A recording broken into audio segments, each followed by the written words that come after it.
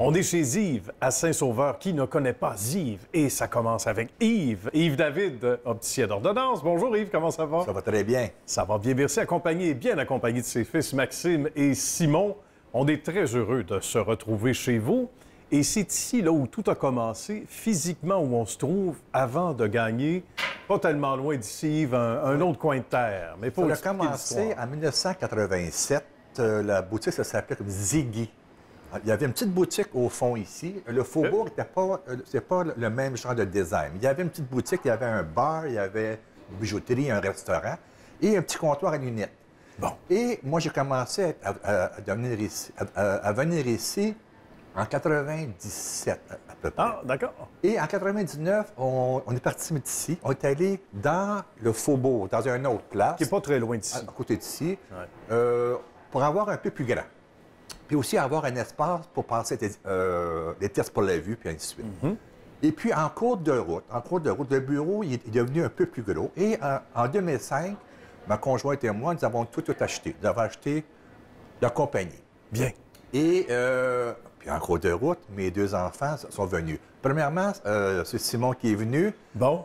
En quelle année, Simon? 2000? Je peux dire que j'ai gradué en 2013. Le diplôme est à côté, c'est confirmé. 2013. Et On Maxime, a commencé beaucoup plus. Ouais, avant facilement, aussi. En 2009, temps plein partiel. et Maxime, qui était un professeur, lui, il venait de temps en temps. OK. Et en cours de route, il a suivi son cours pour devenir un opticien aussi. Donc, on était rendu toute la famille. C'est extraordinaire.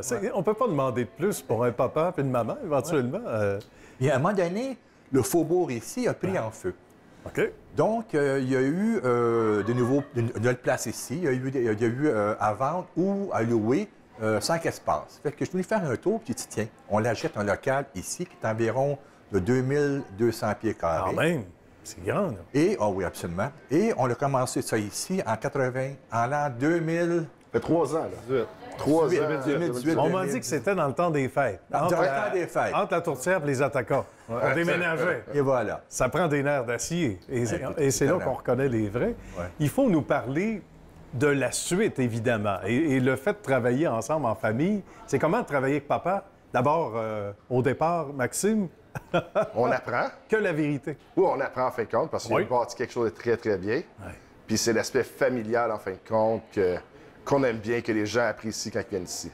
Alors, Maxime a quitté l'école. Tu sais, quand on dit il a lâché l'école, mais lâché comme prof, ça veut dire que c'est pas seulement pour des valeurs sentimentales. Ça veut dire que, quelque part, on sait à quel point, d'abord, c'est solide, puis on veut travailler en famille. C'est ça qui a fait que Exact. tu t'es dit, ben là, c'est beau l'enseignement, mais c'est ici que je trouve m'amener, je vais... Oui, mais pendant l'été, je travaillais tout le temps. Je travaillais les fins de semaine. Puis c'est un choix familial.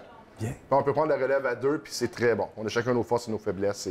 C'est ce qui fait qu'on est une très bonne équipe. Aucun doute. Puis très complémentaire, on le voit déjà. Puis pour Simon, Ben moi, j'ai fait des niaiseries quand j'étais jeune. J'ai travaillé en restauration. La on a restauration, des images, d'ailleurs.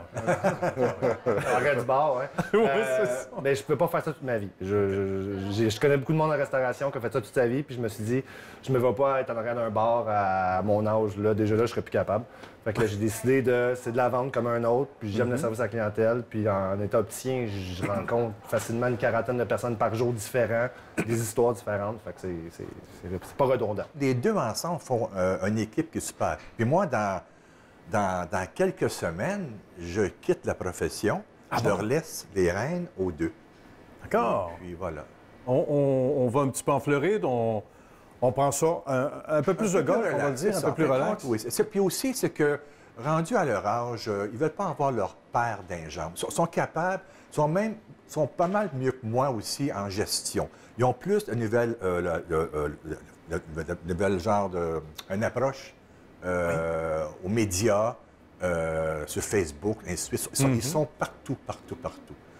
Fait que moi, avant, j'étais dans les journaux, point. Maintenant, c'est rendu autre chose. Puis les autres, ils l'ont l'affaire. Ça a changé beaucoup, on le voit. Comme quoi, on peut être, les gars, localement très, très forts, mais ça se passe évidemment beaucoup avec les médias sociaux.